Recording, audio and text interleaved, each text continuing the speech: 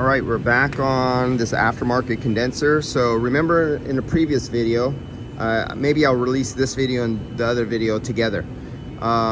We were losing vacuum and it was going all the way up and all the way up to 29.9. It didn't go past 29, it went up to 29. So on analog gauges, you would have never seen that on analog gauges because it stopped at 29.9 and it stopped. And the vacuum would not bleed down after several minutes. It stopped right there.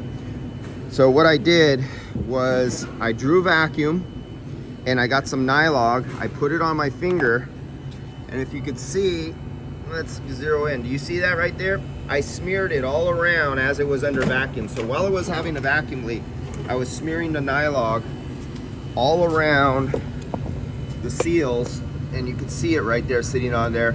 And so this is stopping the vacuum from going through there. So we have the OEM O-rings, we have an OEM line, but we have an aftermarket condenser, and where they're meeting up is leaking right in there.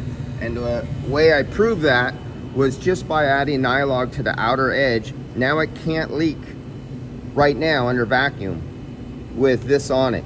So now I know we take that apart and it's either yeah, we'll just take it apart, and all I had to do was prove that it was a vacuum leak that would only leak down to 29 inches of mercury. You would never see that on an analog gauge.